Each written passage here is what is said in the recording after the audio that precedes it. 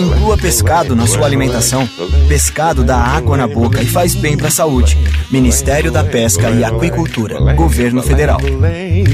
O pescado faz bem. Apoio FM Universitária. Todos os domingos ao meio-dia, nosso encontro está marcado. Mestre Samba, grandes repertórios dos maiores sambistas, eternizados por sambas inesquecíveis. Quem não gosta de samba, bom sujeito não é. Mestre Samba, para alegrar suas tardes de domingo a partir do meio-dia, aqui na sua FM Universitária 96,7. Eu nunca me separei. Venha sorrir com João Cláudio Moreno e seu 44, Rádio FM Universitária 96,7, uma emissora da Universidade Federal do Piauí. Universitária Entrevista, um bate-papo sobre temas atuais e de relevância na sociedade. Todas as terças e quintas, à 1h30 da tarde, aqui na sua FM Universitária 96,7. Diversidade, sustentabilidade, ecologia, cultura, comunicação, cidadania e muito mais. Toda sexta-feira, às 18 horas, na FM Universitária, o Educando Consciências. O programa da sua 96,7 que traz de forma interativa informação, discussão e conhecimento. Toda sexta-feira, às 18 horas, aqui na FM Universitária 96,7. Tira a mão da consciência e meta no cabaço da cabeça. O Microfonia está de volta no mesmo bate-horário e com uma nova bate-equipe. Na locução, Sabrina Luz e Carol Albuquerque. Comentários de Antônio Augusto e Elana Marvel. Produção de Jade Araújo e Rafaela Nunes, que trazem novidades no mundo do entretenimento e da cultura pop. Por isso, nesta quinta-feira, às 5 da tarde, não deixe de inserir a ficha e apertar o play na sua 96,7 FM Universitária. Gestão e Negócios, um programa voltado para empreendedores, líderes, gerentes e todos que se interessam por gestão. Todas as quartas às 6 da tarde, com reprise no domingo às 7h30 da noite, aqui na sua FM Universitária 96,7. Propagando saber, ensino, pesquisa e extensão. Formando uma nova geração na ciência, na arte, educação. Inclusão social, a comunidade é o ponto principal. O coletivo pro bem de todos nós. A Universitária, Universidade Federal do Piauí. UFPI, a Universitária, Universidade Federal do Piauí. UFPI, UFPI 96,7.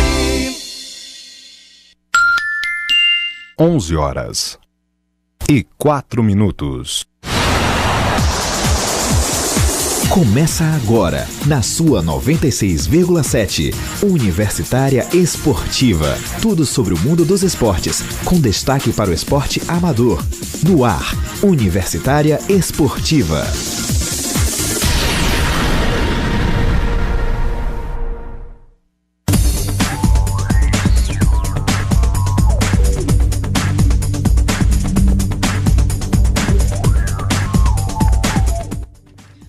Ouvintes, começamos o nosso Universitária Esportiva de hoje, dia 28 de maio, quarta-feira. Vamos para mais um programa com ela, que já tá fazendo uma cara maravilhosa. Bom dia, Neila. Bom dia, Manoel Madeira. Bom dia, ouvintes. Universitária Esportiva, mais um programa começando. E claro, a gente trazendo para vocês os nossos destaques. Hoje tá um programa, claro, recheado. A gente começa falando sobre luta de braço, um pouquinho mais para vocês saberem do que aconteceu no 4º Campeonato Maranhense, aconteceu nesse final de semana. Também sobre o que tá acontecendo no badminton, tem Pan-Americano de badminton e tem muito piauiense classificado. Vocês vão saber também como estão os treinamentos da equipe do badminton para mais essa competição.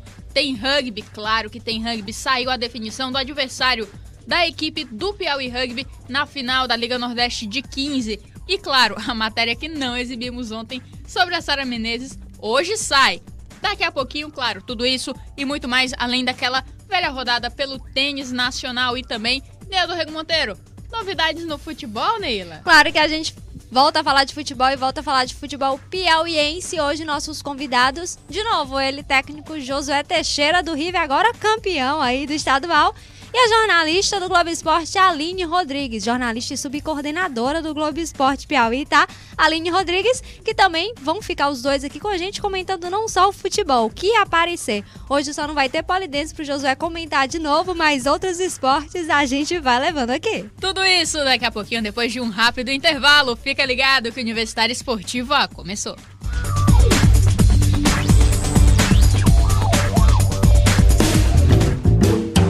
Todas as terças às 8 da noite você confere o programa M3. As jornalistas Clarissa Carvalho e Elisângela Carvalho trazem entrevistas, reportagens e muita polêmica ao vivo no seu rádio. Não perca, o M3 vai conquistar você. Programa M3, todas as terças às 8 da noite aqui, na sua FM Universitária, 96,7. Universitária Esportiva. Boletim Esportivo.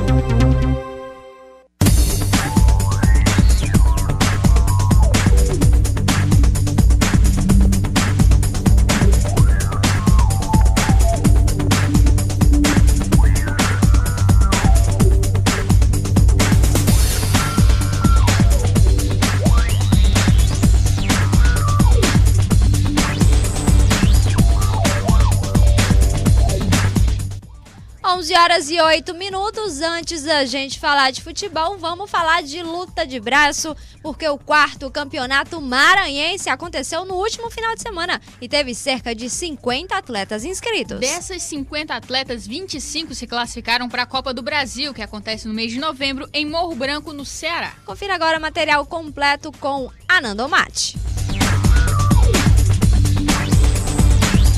O Campeonato Maranhense de Luta de Braço foi realizado no último domingo na cidade de Timon. A competição contou com a participação de 50 atletas e teve como objetivo a classificação para a Copa do Brasil, que vai acontecer em novembro na cidade de Morro Branco, no Ceará. A presidente da Federação de Luta de Braço do Estado e organizadora do evento, Ana Célia Santos, comentou como foram distribuídas as categorias, que inclusive tiveram participação de atletas com deficiências físicas. O evento ele contou com a participação de 50 atletas, tendo como objetivo a classificação de atletas para participar da Copa do Brasil, que vai ser realizada em novembro em Morro Branco, que é na cidade de Beberibe, no Ceará. O evento ele foi distribuído em vários segmentos, desde a categoria júnior, que são atletas até 18 anos, sub-21, que são atletas até 21 anos, os sênior, que são os adultos, e os masters, são atletas acima de 40 e 50 anos, e pessoas com deficiência. Nós trabalhamos também com 2 atletas, que foi deficiência física e deficiência auditiva. Dos 50 inscritos, 25 maranhenses conseguiram se classificar para a competição nacional. Ana Célia, que também é atleta, não participou por falta de competidores na categoria, mas se mostrou confiante com os atletas maranhenses e já comenta sobre a preparação para o torneio. O evento ele atendeu a nossa expectativa, nós conseguimos selecionar cerca de 25 atletas para participar do evento,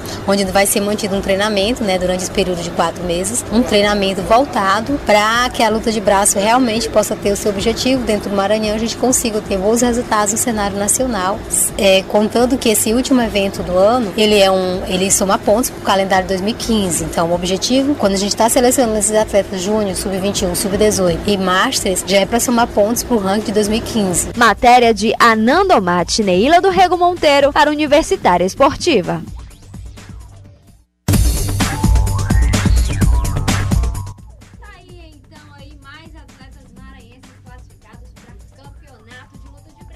Continua falando da situação do Piauí. Temos atletas sim, mas não temos uma federação aqui. Alguns atletas do estado competem pela Federação do Maranhão E a presidente Ana Célia, que participou justamente agora do Campeonato Brasileiro, conquistou medalha de bronze em um braço e medalha de prata no outro, não vai participar do torneio porque não tinha como disputar o Campeonato Maranhense, já que não tinha mais nenhuma atleta na categoria.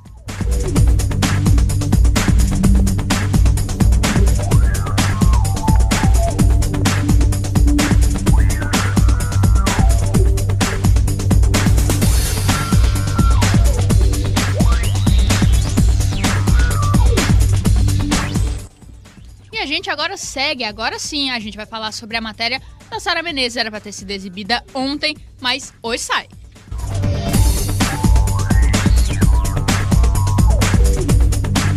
Após as Olimpíadas, a primeira vez que a mongol Ratsekseg Mukbat atravessou o caminho de Sara Menezes foi no Grand Slam de Paris, quando perdeu o bronze para o Ratsekseg.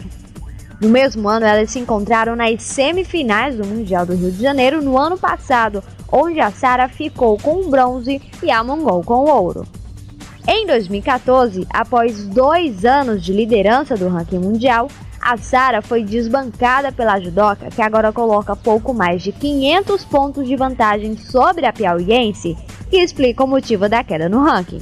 A queda no ranking tem algumas nuances, tipo, se o atleta não está competindo regularmente, é normal a pessoa cair do ranking. E tem atletas que participam de mais competições. No caso, a atleta da Mongólia, ela estava, além do torneio de Paris que eu participei, ela já participou de 2 Grand Prix a mais do que eu. Então por isso que ela conseguiu a pontuação maior do que eu. Mas o calendário de competições para a campeã olímpica está só começando no ano de 2014. A próxima parada vai ser em Cuba, para o Grand Prix de Havana, e as duas vão voltar a se encontrar. E agora a gente está indo competir em Cuba, no início de junho, e ela também vai estar lá, então vai estar bem forte. E dependendo desse resultado lá, eu acredito que tem mudança no ranking.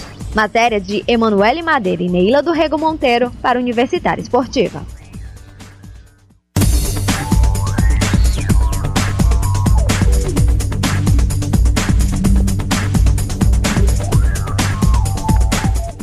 Então tá aí, essa que foi Sara Menezes de volta ao Piauí depois de um período aí treinando no Japão.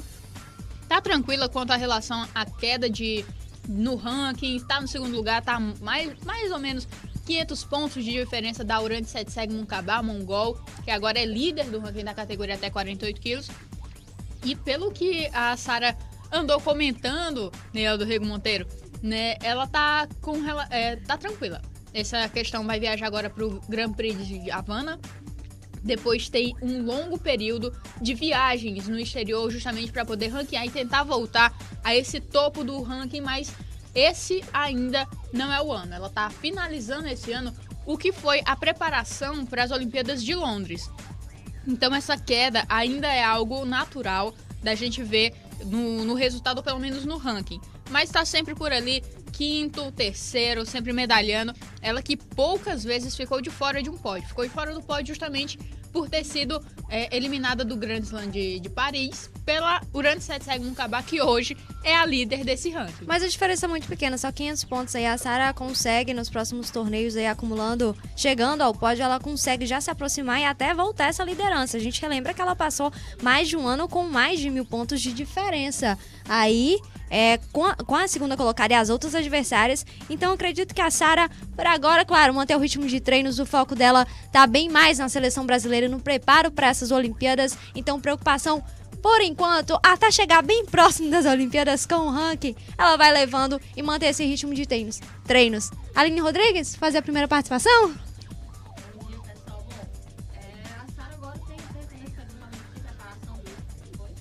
Estamos com um problema no microfone da Aline. Rapidinho, ela vai falar com vocês. Agora, peraí. Bom dia, pessoal.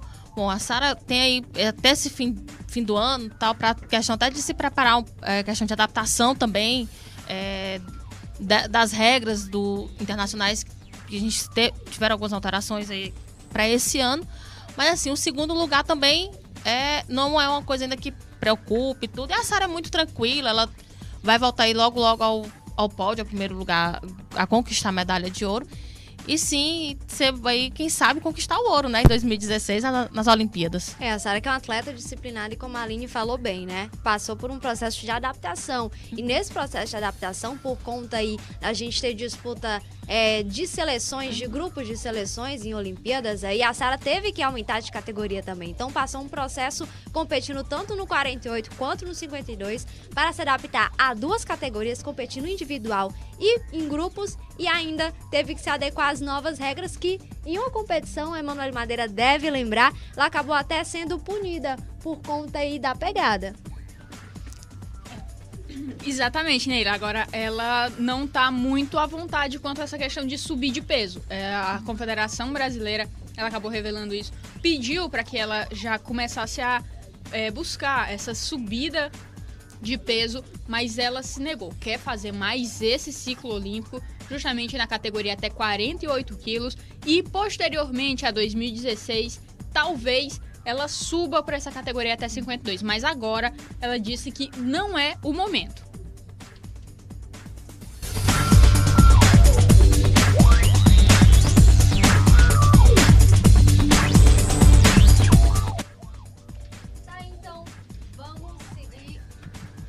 Então vamos seguir agora. A gente que vai começar a falar de futebol. Vamos começar a falar então da equipe do River. A gente que traz um material para vocês sobre os torcedores, claro. Torcedor do River que mesmo com o jejum de 7 anos continuou acompanhando essa equipe, torcendo, claro, querendo o título. E no último final de semana conseguiu ver o River de novo campeão. Para vocês um material especial sobre os torcedores riverinos.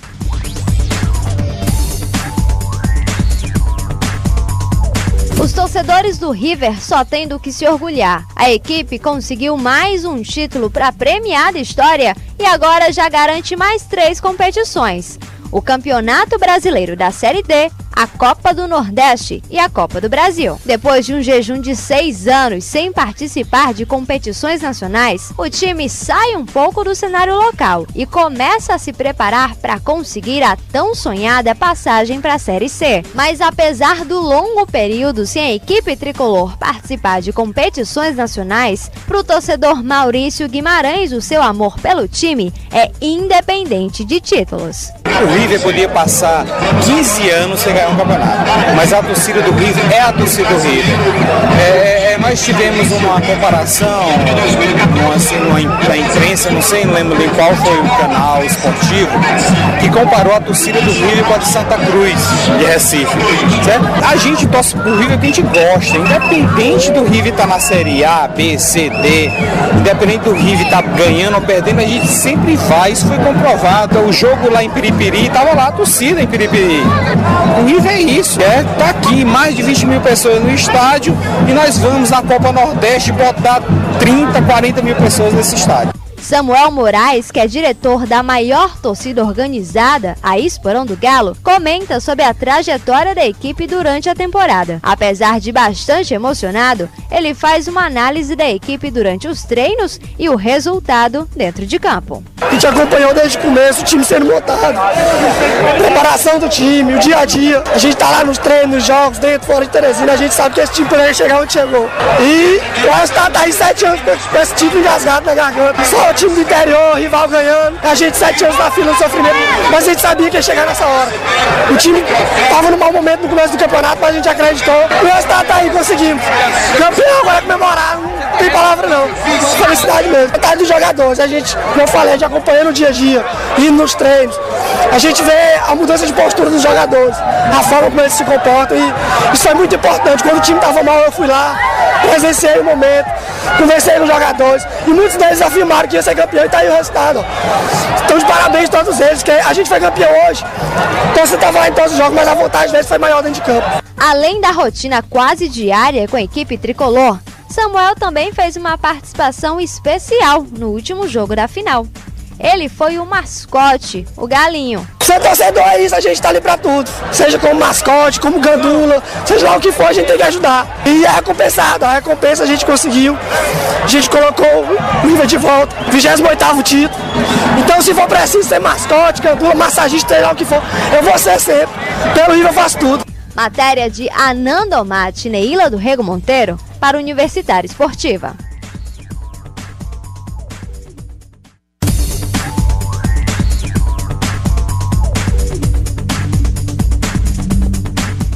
Aí estão os torcedores riverinos sempre presentes aí e conseguiram aí ver o time mais uma vez campeão. Josué, importante, né, esse papel da torcida do River nessa edição do Campeonato Piauiense. Bom dia.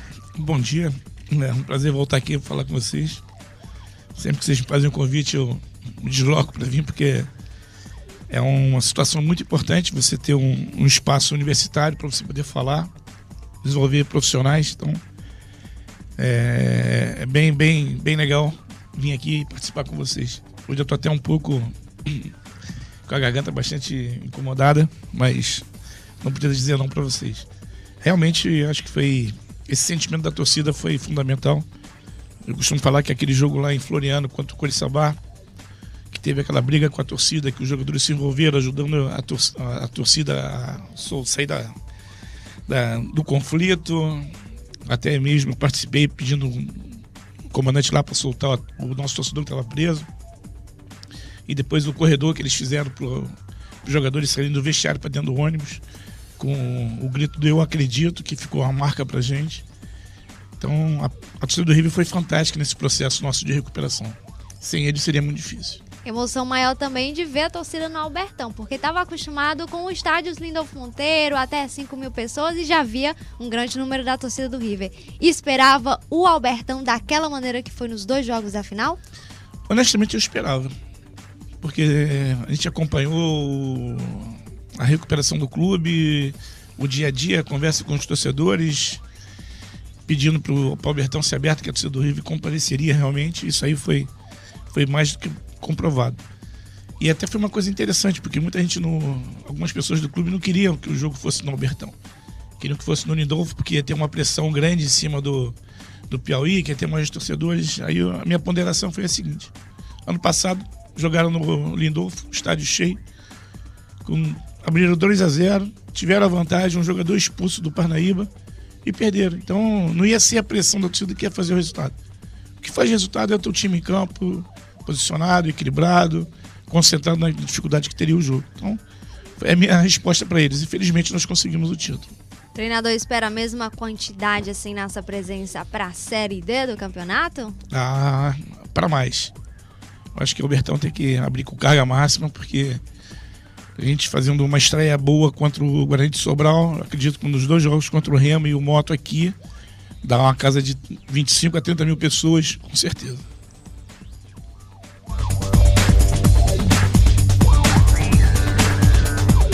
E já que eu já puxei o assunto Série D, vamos falar de planejamento do River, né? Porque o planejamento estava até Campeonato Piauiense, conquistou o título, conquistou o que queria. E agora? Já teve conversa do treinador com a comissão e com a diretoria para essa definição e planejamento para se preparar já para o Campeonato Brasileiro?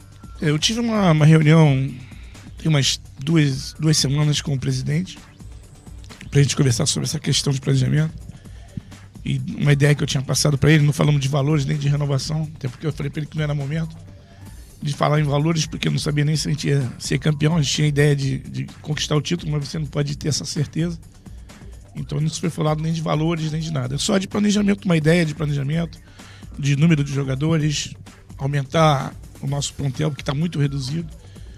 Oficialmente nós temos 19 jogadores de linha e 2 goleiros, porque o terceiro goleiro é da base, outros 2 meninos são da base, e 2 meninos que estão lá sem contrato ainda trabalhando. Então é um elenco muito reduzido. Fazer uma série desse precisa de ter 28 jogadores.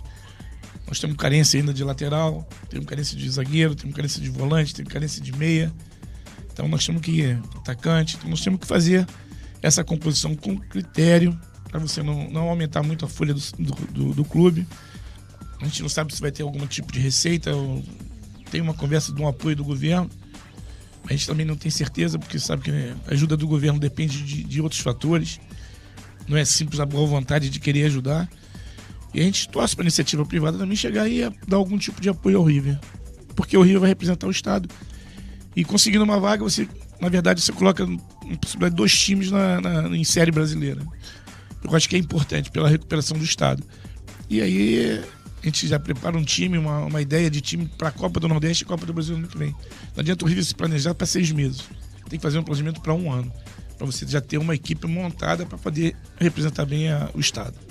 Eu e a Emanuele Madeira, a gente que já veio discutindo desde segunda-feira justamente essa questão do preparo do River para a Série D. A gente pode dizer que agora, para um novo torneio, Campeonato Brasileiro, o River precisa de uma cara ainda maior para realmente entrar nessa briga e chegar à segunda fase?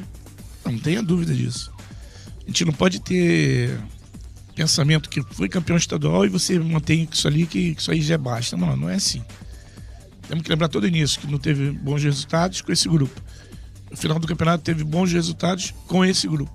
Então você tem que fazer um equilíbrio. Então, também eu não posso avaliar que foi muito bom e esquecer o que teve antes. Então, existem carências, como eu já passei até para vocês aqui. A gente não pode fazer uma competição com 2 volantes, que só temos o João Neto e o Cássio. É muito pouco. A gente não pode ter uma competição nacional com 4 zagueiros. Então, nós temos que melhorar. Lateral só tem 1. Então, essas posições nós temos que realmente reforçar e ter critério. Mas nós vamos fazer realmente um time de qualidade, pode ter certeza disso. Agora, Josué, falando com relação à última partida da equipe do River diante do Piauí, a gente viu um esquema um pouco diferente, a gente viu até um esquerdinho um pouco perdido dentro do esquema, e a gente ficou até meio confuso, tipo, alguma coisa a mais deve acontecer nesse segundo tempo, alguma o Josué vai aprontar. O que aconteceu dentro daquele jogo para alguns jogadores terem perdido essencialmente aquela função que a gente já estava acostumado a ver dentro de campo? O que aconteceu foi o seguinte, o esquerdinho ele estava num treinamento muito bom com o Marabá. Então eles trocavam de posição pelo lado do campo e fugia muito da marcação. Quando eu coloquei o Marclay e o Rodolfo, eu ofereci meus atacantes para a marcação deles. E o Moroni encaixou o Binha no esquerdinho. Ele acompanhou o esquerdinho o tempo todo. Então o esquerdinho ficou sem espaço e sem a companhia para ter a liberdade para jogar.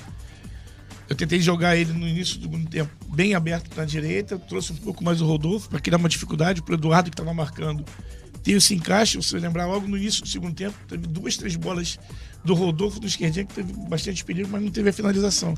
Mas a gente planejou essa situação. Mas a grande dificuldade do esquerdinha também foi o cansaço. Tanto que ele foi o primeiro jogador que eu tirei do campo, foi o esquerdinha. Ele estava muito cansado. Porque ele me corria e não recebia a bola.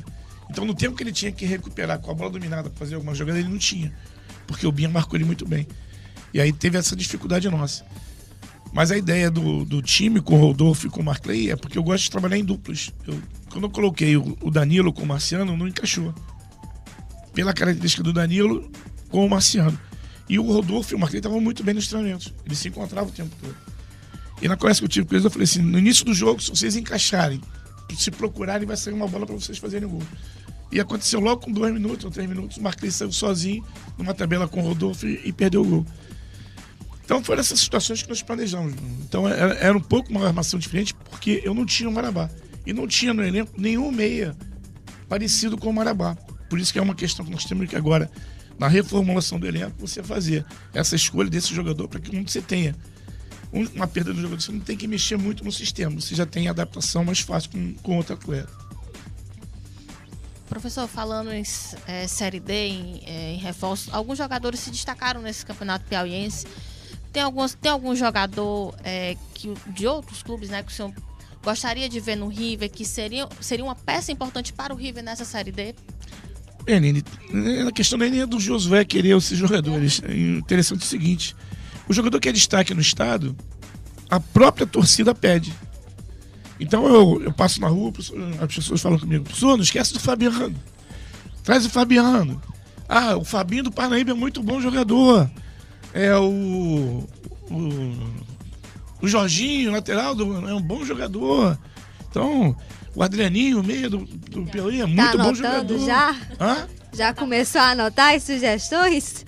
Eu sempre anoto, eu sou um treinador que eu escuto todo mundo. Muita gente pensa que eu sou, o Josué é um pouco... Dizem até que eu sou vaidoso, e eu não sou. Quem me conhece sabe que eu não sou vaidoso. Eu converso com todo mundo, eu escuto todo mundo. Funcionário do clube, às vezes eu tô lá jantando com o funcionário, vem, conversa comigo, dá uma sugestão. Pô, professor, já viu aquele jogador? Vi. Tô de olho no jogador, já conheço desde o ano passado. Então tem jogadores que eu já conheço do ano passado que eu tenho interesse em trazer para o Rio. Então essa avaliação é importante a gente fazer com os jogadores locais. porque já conhece o ambiente do River, porque já é uma torcida que cobra, já conhece, já tem o clima como favorável, porque se eu trouxer algum jogador de fora para se adaptar aqui é difícil, ainda mais nesse segundo semestre. Eu não conheço ainda, não trabalhei aqui, mas dizem que é um calor insuportável. E eu quero me adaptar a ele rápido, porque eu vou pedir pra gente jogar às 3 da tarde no Albertão. Então, para o adversário que vem jogar aqui sentir realmente a diferença e a gente ter um ganho, né? Um ganho esportivo em cima do calor. A gente espera aproveitar isso. Isso aí é uma característica nossa. Já que existe altitude, você vê a Bolívia fazendo lá, tendo alguma vantagem, a gente vai ter que fazer alguma maneira do River. Se tem o calor e já tem a adaptação nossa aqui, vamos tentar aproveitar isso. Mas em cima de jogadores da região, que eu acho que é importante, porque tem bons jogadores. Eu sempre falo que no Piauí tem grandes jogadores, é só a gente trabalhar um pouco com calma com eles.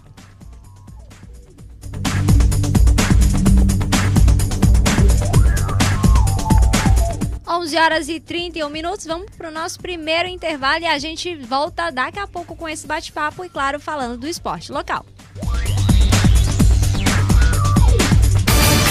De segunda a sexta, a partir das 8 da manhã, você fica sabendo das notícias do Piauí, do Brasil e do mundo. No programa Música e Notícia, sua revista de todas as manhãs. Entrevistas, participação ao vivo de nossos repórteres, além de muita música. Música e Notícia, para quem gosta de música e informação de qualidade. Aqui, na sua FM Universitária 96,7.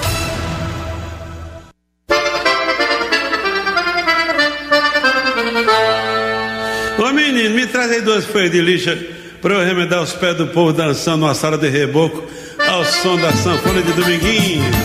Aí, seu Lula. Ai, parece que eu tô vendo o Zé Marculino falando assim: matou-me. Só se for de alegria.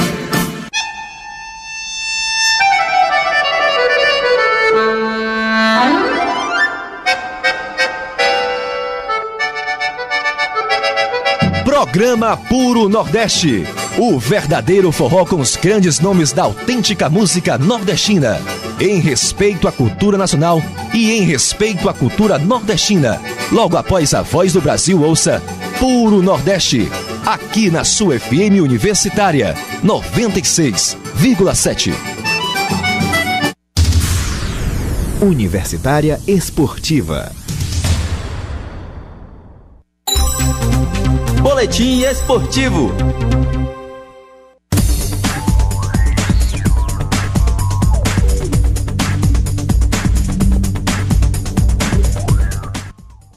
Onze horas e 33 minutos, a gente volta com o Universitária Esportiva. Vamos falar de rugby agora para falar com a gente do esporte. O técnico do Piauí Rugby, André Magalhães. Bom dia, André. Opa, bom dia.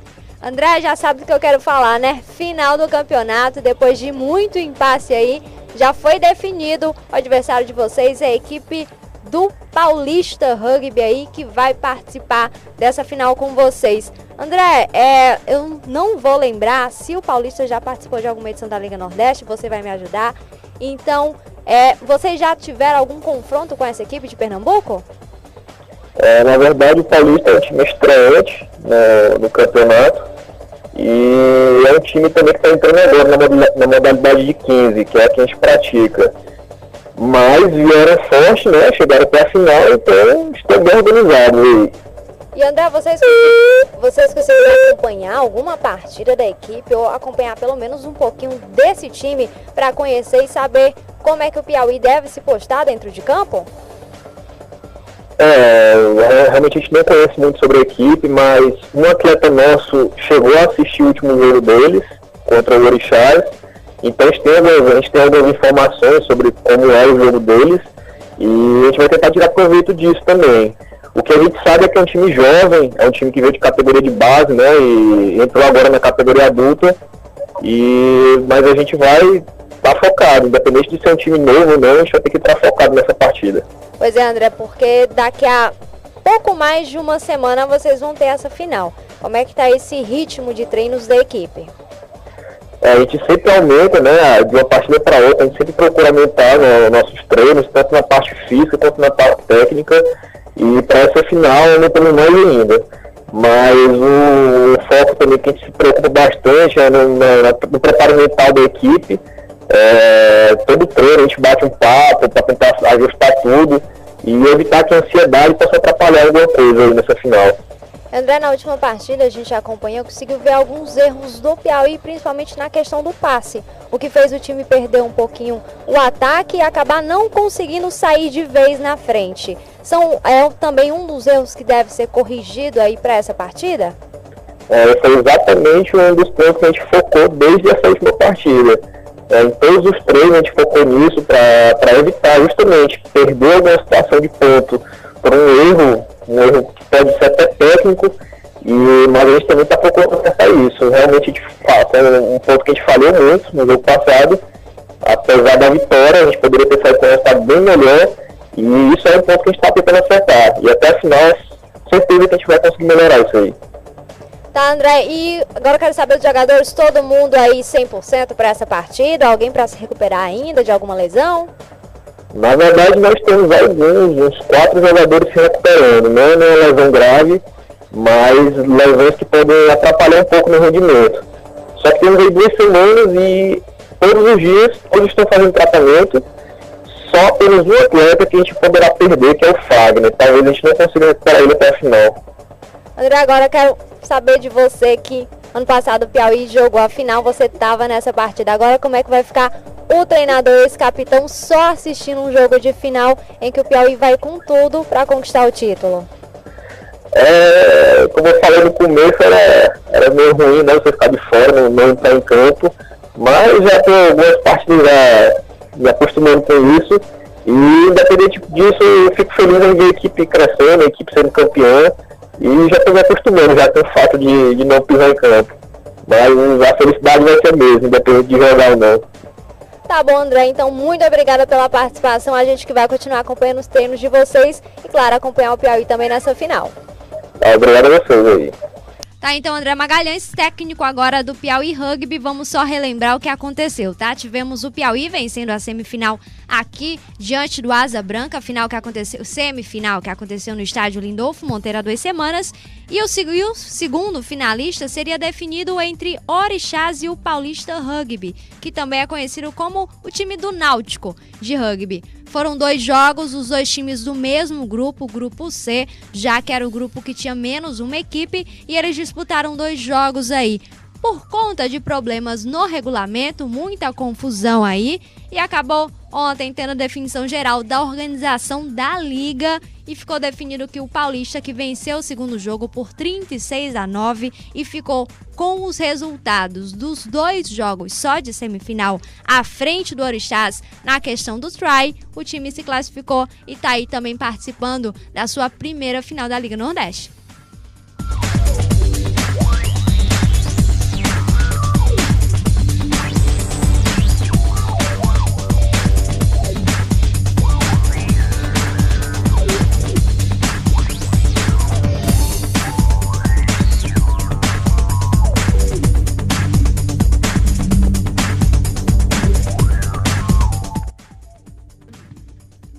Bom, agora a gente vai para famosa eleição, né, do Rego Monteiro. Desde o início do campeonato, a gente estava anunciando, todo mundo no começo fizeram a eleição das musas do campeonato, tudo bem, deixamos passar. Mas agora é a nossa vez, a gente vai fazer a eleição dos musos do campeonato, que é justamente os melhores jogadores, os jogadores que se destacaram. É a nossa seleção oficial. E, claro, a gente vai contar com a ajuda do professor Josué Teixeira e também da subcoordenadora do Globoesporte.com, Aline Rodrigues, que é para fazer também essa eleição e trazer uma discussão para vocês que acompanharam o Campeonato Piauiense ficarem um pouquinho por dentro também de outras opiniões a respeito desses jogadores que fizeram a diferença dentro do campeonato. Só explicando, tá? A nossa seleção tem o nome de Seleção de Musos, mas tudo escolhido aí, claro, pelo desempenho dentro de campo durante esse campeonato piauiense. Agora sim, Emanuele Madeira, passando então ontem à noite, a equipe do Universitário Esportiva fez a seleção oficial do programa. Emanuele Madeira vai passar para vocês aí alguns jogadores e aí a Aline também vai opinar um pouco. Vamos lá, Emanuele Madeira. Vamos lá, a gente que fechou na escalação 4-4-2, o goleiro, por maioria de votos, ficou o Erivelton, do Flamengo. Que fechou. Concordo com você, já entramos em acordo. Professor, pela atuação de quem o senhor viu em campo, além da atuação, claro, do Everson, que foi o goleiro com que você trabalhou mais atentamente também com o Ricardo, colocaria um outro nome também dentro dessa disputa? Eu acho que o Elivelton acho que fez 4 jogos, se não me engano, na competição. E se eu pudesse, já que tem essa questão, independente do número de jogos, eu acho que o David fez 2 grandes jogos pelo Piauí. Os 2 jogos dele na final da competição, ele tinha feito já o jogo lá se eu não me engano, contra o Coriçaba. Exatamente. Ele agarrou. Então foram 3 jogos dele. E ele fez, lá eu não vi, mas os jogos dele, as finais, ele fez muito bem. Então, como não tem esse critério de número de atuações, eu escolheria o David. O David, que foi o nome que chegou aí no meio da temporada pro Piauí, justamente para um goleiro de mais experiência que o Moroni estava pedindo há muito tempo, né? Um jogador aí já com a idade avançada, mas como o José destacou, atuou bem aí nesse jogo e também no Coriçaba, que foi justamente o que chamou a atenção do Moroni para deixar ele como titular. O David não é jogador velho, não. O David é novo. Pois é. O David foi meu jogador no Sampaio Correia, foi meu jogador no Flamengo, aqui do Piauí, e é um grande goleiro, realmente. Bom, a gente passa então para a questão dos zagueiros. Essa foi complicada, deu um empate meio que geral, mas a gente acabou colocando. A Neila que colocou Gabriel e Eridon, eu que fiquei com o capitão Jó e o Igor Pedras, da equipe do Barras. Também tivemos a Ruth com o Eridon e Igor Pedras, e a Nanda, que colocou o Bengala, também da equipe do Barras, e o Jó. Foi realmente uma dentro das categorias e também pela quantidade reduzida dentro do nosso esquema, ficou uma disputa muito dura, mas acabou passando o Jó e o Igor Pedras também, e o Eridon acabaram ficando. Se a gente fosse escalar, ia ser uma situação bem complicada por índice técnico, e ia acabar ficando o Eridon, que teve um pouco mais de jogos, teve um pouco mais de aproveitamento dentro daquilo que a gente observou. Mas fica agora aberto para vocês. Os zagueiros de vocês seriam quem? É uma dor de cabeça boa, né? Assim, com essas opções aí. Mas assim, eu gosto do Eridon. Ficaria também com ele. E com o Jó.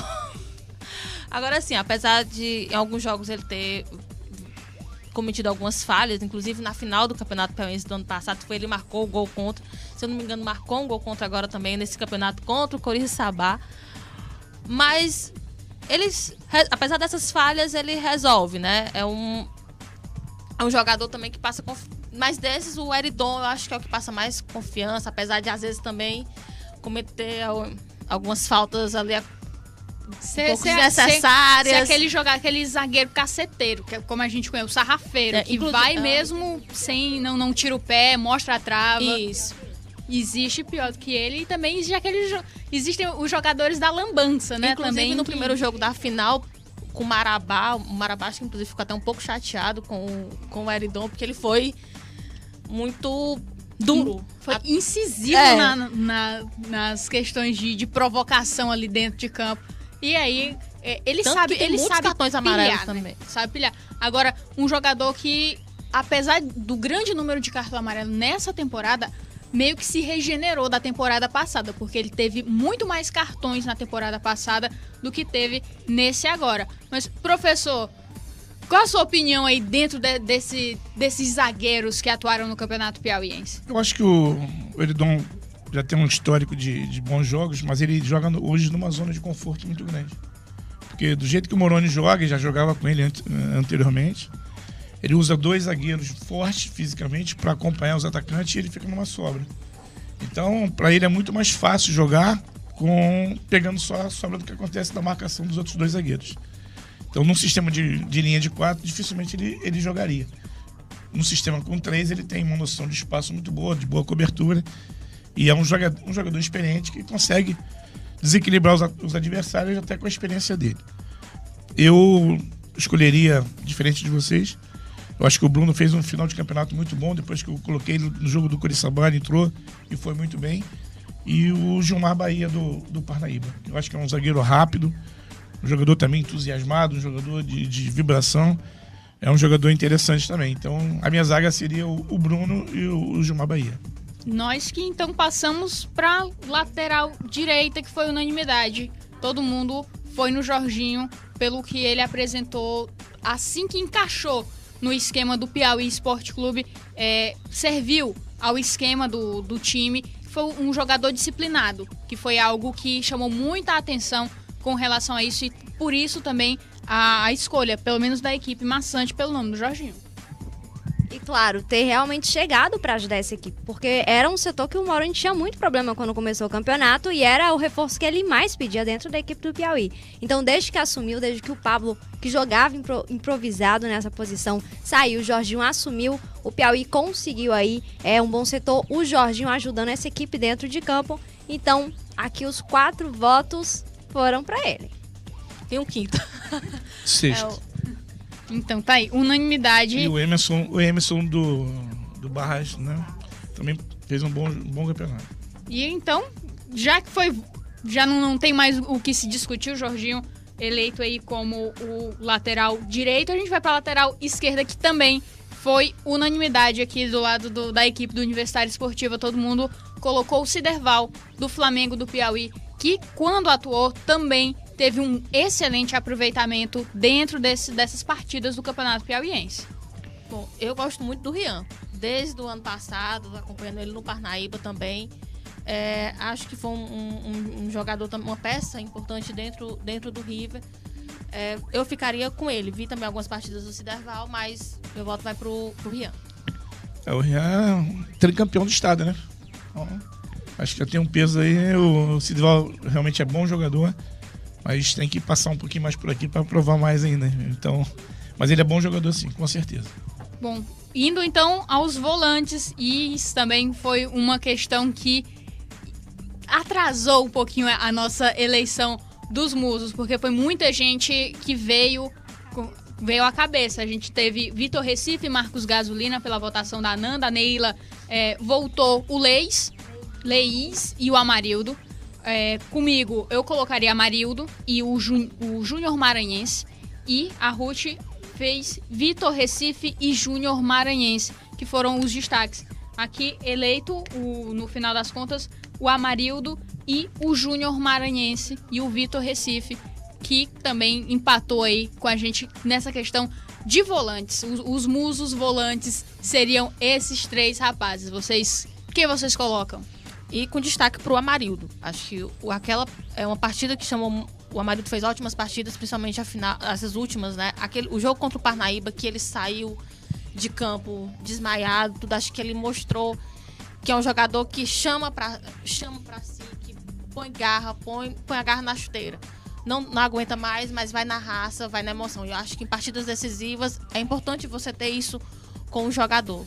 São 3 ótimos volantes, mas eu acho que o Amarildo, desses 3, eu destacaria mais ainda o Amarildo pela vontade, pela determinação que ele mostrou nesses últimos jogos. Eu concordo. O Vitor Recife é um jogador muito bom. Jogador alto, jogador forte, jogador de posição física. O Amarildo, apesar do tamanho dele, é um jogador de imposição física. Você marcar o Fabiano não é fácil. E ele foi em 2 jogos, 2 guerras com o Fabiano, né? Seria até engraçado, imagina os 2 jogando juntos, morando no mesmo quarto, os 2 numa concentração. Ia ser difícil saber, quando abrisse a porta, saber o que ia sair inteiro ali, porque eu acho que eles iam brigar ali até resolver a questão. Mas realmente o Amarildo fez um grande final de competição, mostrou que tem muita qualidade, um jogador brioso. O Amarildo, eu falo porque já conheço desde garoto do Fluminense, ele sempre teve esse espírito. O Amarildo não sorria, o treinamento dele é igual ao jogo, então ele não alivia em nada. Na semana decisiva ele fez 2 divididas com o Marclay e com o Rodolfo, que tiveram que jogar com uma botinha de esparadrapo, porque ele não alivia, ele joga duro realmente, mas é um jogador realmente de qualidade. E então, passando o meio de campo, esse foi mais fácil, porque apesar dos bons nomes que nós tivemos, o destaque foi absoluto, e a gente fechou aqui Marabá e Esquerdinha com o destaque da lembrança pro Camar, o Anderson Camar do Coriçaba, mas ficou fechado para a equipe Esquerdinha e Marabá nesse esquema em meio campo. Gosto muito também do Camar. Acho que comandou ali o Coriçaba dentro de campo. Foi o homem de confiança, foi o homem do Vani ali dentro, né? E mais um esquerdinha, né? Assim, com a chegada do Josué, ele melhorou muito. Acho que se encontrou dentro do esquema que foi montado. E o Marabá, que foi, assim, deslanchou, né? E já fez também, tinha feito um bom campeonato no River também no ano passado. Já ganhou o espaço dele aqui dentro. A conversa com o Marabá até foi engraçado. Quando eu cheguei no clube, teve um problema sério com outro jogador. E aí eu defini pelo Marabá, mandei o jogador embora. Ninguém soube disso. E eu chamei ele e falei assim, cara, eu conheço você do Flamengo do ano passado, tu era o craque do River. O que tá acontecendo contigo que tu não joga? Se a questão é confiança, esquece, tu é o capitão do time, camisa 10, e vai jogar teu futebol, que é muito grande. E aí eu acho que ele acreditou naquilo que eu falava pra ele. Ele acreditou no grupo que apoiava ele. Que eu acho que ele teve uma grande dificuldade ano passado, porque ele era um jogador muito caçado. A gente lembra disso, ele era caçado em campo. E eu acho que não tinha um suporte do grupo de jogadores para ele. E esse ano, depois da minha chegada, o grupo adotou o Marabá mesmo, deu carinho e deu segurança a ele no campo para ele jogar. E até a própria torcida, né? Abraçou também o Marabá. Ele já era ídolo, e eu falava pra ele, cara, tu é ídolo numa torcida sem fazer nada. Eu não vejo tu fazer gol, não vejo tu dar volta olímpica, não vejo tu conquistar nada, e tu é ídolo. No dia que tu conquistar, tu vai ser muito mais ídolo, então tem que estar na hora de tu fazer isso. E o esquerdinho eu já conheço também desde a base do Fluminense, então eu sei a qualidade do jogador. E os dois encaixaram. Eu gosto muito de formar duplas. Quando encaixa a dupla, você tem que aproveitar aquilo ali. E foi o que aconteceu com eles. E vamos lá então, o ataque, porque o nosso tempo também já tá acabando. O ataque ficou dividido, mas pelo consenso, Marciano e Fabiano seria um ataque ideal pra gente, apesar da característica dos dois jogadores serem até um tanto quanto parecidas, em campo não formaria aquele ataque de excelência com um homem de área e um homem de grande movimentação, mas pelos resultados a gente colocou esses dois destaques, e destaque também pro Pretinho do 4 de julho, que foi supremo, foi um mito que a gente elegeu aí dentro desse campeonato. Colocaria também Felipe Rafael e Fabiano. Fabiano ou Fabinho? Fabiano. Apesar do Marciano ter sido o artilheiro do campeonato. A gente também deu destaque ao Fabinho Parnaíba mais uma vez, apesar de não ter saído também bem na frente na disputa de artilharia. O Fabinho mais uma vez em mais uma temporada foi um homem importante pro Parnaíba, deu boa movimentação à equipe e ajudou também na construção do ataque, claro. Principalmente quando estava aí formando dupla com o Felipe e Rafael. Era necessária essa presença do Fabinho. Então foram os nossos atacantes de destaque. Josué? Eu concordo. O Fabiano realmente é um jogador de força, de velocidade, um jogador interessante. O Marciano, pelo histórico dele de carreira, ele nunca tinha sido artilheiro no Piauí, apesar de ser do estado, de Oeiras, e nunca conseguiu. E ele teve um comportamento muito digno no final do campeonato, fazer uma decisão artilheiro do campeonato e sair do time e se mostrar alegre, feliz, incentivando os jogadores. Demonstra que, além de grande jogador, tem um grande caráter. Isso aí é muito importante. Mas eu concordo, o Fabinho do Parnaíba também é muito bom jogador, um jogador interessante. O Pretinho fez um segundo turno fantástico.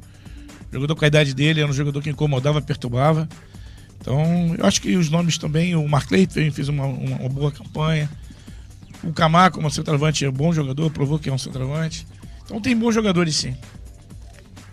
Tá aí, então, pra fechar, gente, que não vai ter tudo, vamos ficar, então, pro nosso técnico muso. Porque a gente, desde o começo do segundo turno, o programa já tinha uma lista de técnicos que poderiam ser eleitos os técnicos muso do Campeonato Piauiense. E na nossa disputa, depois de muita conversa ontem, ficou uma definição de que ficaria empatado entre dois técnicos que chegaram no segundo turno e mostraram um excelente trabalho. Um deles, Josué Teixeira, que está aqui, conquistou o título na segunda passagem pelo futebol piauiense. E não tem como a gente falar dele também, o português Luiz Miguel, que na primeira passagem chegou à final de turno no campeonato. Dois bons ótimos nomes, né? Os dois treinadores que mudaram a cara dos times chegaram não tinham como mais trazer reforços, então assim, ajeitaram a casa do jeito que dava, conseguiram fazer isso muito bem, tanto o Luiz Miguel no 4 de julho quanto o Josué no River. Mas o Luiz Miguel, ele me chama mais atenção pela estrutura do 4 de julho, que a gente sabe que não se compara com a estrutura do River, até mesmo a questão de qualidade dos jogadores. Isso, o 4 de julho até a final do campeonato, até o começo do campeonato ainda era aquela dúvida fez um péssimo primeiro turno, na verdade só não foi mais saco de pancada do que o Caiçara. Mas o Luiz Miguel chegou, arrumou a casa e conseguiu levar o time até a final do retorno. Então eu colocaria ele aí ele tem uma leve vantagem em cima do Josué. O Luiz Miguel que tá querendo realmente depois voltar pro futebol piauiense. Há muito tempo queria estar no futebol piauiense. Disse que gostou da passagem, tá esperando a próxima oportunidade. Josué Teixeira, alguma objeção à nossa escolha? Não, nenhuma. Eu acho que o Luiz Miguel fez um grande trabalho. Eu acho que o Vanim fez um excelente trabalho no Coriçaba. E quase que ele classifica com aquelas dificuldades todas lá em Floriano. Ele fez um brilhante trabalho, já tinha feito ano passado no início, mas depois ele saiu e voltou a ser jogador, mas demonstra que tem qualidade como treinador. Eu acho que o Fernando Tonei lá no Parnaíba também fez, afinal de contas ele levou o clube 2 vezes para a semifinal, não foi campeão, mas levou na situação. E da minha parte eu só coloco, você vem pro River e não ganha, você é criticado porque você veio para um time grande e não ganhou. Você vem pro time grande e ganha, vamos valorizar o trabalho feito no clube sem estrutura. Então, você tem que ter critério, porque você chega no time grande, você tem que ganhar, você tem que fazer o time ganhar e recuperar o time. Mas eu acho que foi bem a escolha, eu acho que tem caminho. O Luiz Miguel já tinha feito um grande trabalho no Cordino, lá no Maranhão. Então, só vem confirmar a qualidade dele como profissional.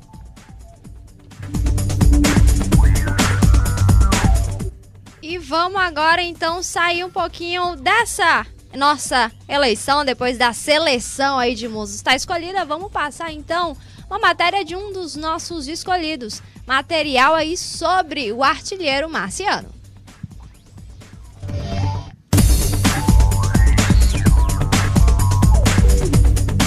Ser artilheiro e ficar no banco de reservas de uma final de campeonato pode parecer estranho, mas essa foi a realidade de Marciano na consagração do River como campeão piauiense de 2014. O jogador, que fechou o estadual com 10 gols, não perdeu a liderança na artilharia para o Fabiano do Piauí após ter ficado de fora no último jogo da final. Mas desde a vinda de Josué Teixeira, o atacante deixou de lado um pouco essa função de só buscar o gol e passou a servir mais a equipe ao lado de Esquerdinha e Marabá. É até diferente um artilheiro ficar no banco de uma final. Ele optou por esquema tático com 2 jogadores altos para evitar as bolas paradas do Piauí. E eu fico feliz pelos jogadores que entraram, se doaram o máximo, tentaram o máximo. E também fico feliz porque isso é da minha importância. Você viu até mesmo a desenvoltura do time na frente ficou um pouco diferente. Então isso me dá felicidade. O título de 2014 e a artilharia ninguém tira. Então o Marciano e o River andam juntos, estou muito feliz. Além da mudança tática para Marciano, a mudança maior no time foi no discurso. O Galo, que terminou o primeiro turno invicto, não conseguiu a classificação. Já no segundo turno, a equipe começou perdendo e as mudanças foram acontecendo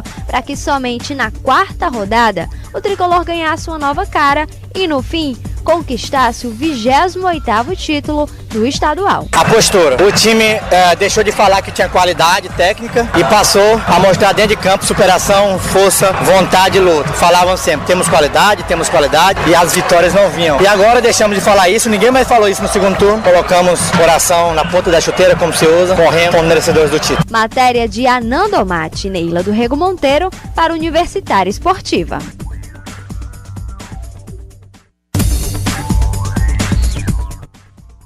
Tá aí então o material sobre o Marciano e a gente não tem mais tempo, passando para vocês também a seleção do nosso ouvinte, o Evandro, que trouxe pra gente os destaques pra ele do Campeonato Piauiense. Goleiro, vamos passar direitinho. Erivelton, Emerson, Mazinho, Cloelson, Ciderval, Vitor Recife, Capela, Esquerdinha, Anderson Camar, Fabiano e Marciano. E o técnico, Josué Teixeira. Parece que tá virando unanimidade, né? O Josué Teixeira em 2014. Tá bom, a gente não tem mais tempo. Obrigada aos nossos convidados e a gente volta amanhã às 11 horas. Fracassa a greve do grupo dissidente dos rodoviários do Rio. Outras 3 capitais têm paralisação da categoria. Taxa de inscrição do Enem deve ser paga até hoje. CPI mista da Petrobras vai ser instalada agora à tarde. Tailândia bloqueia mais de 30 milhões de contas do Facebook. Repórter Nacional. Hoje no Brasil e no mundo. Repórter Nacional. Boa tarde. 4 capitais do país enfrentam paralisações de ônibus hoje. Florianópolis, Salvador e São Luís tiveram problemas pela manhã. Thaís Passos tem ao vivo os detalhes. Boa tarde, Thaís. Boa tarde, Zé Carlos. Quem mora em Salvador, São Luís e Florianópolis e depende do transporte público também enfrenta problemas com a greve dos rodoviários. 100% da frota de ônibus está parada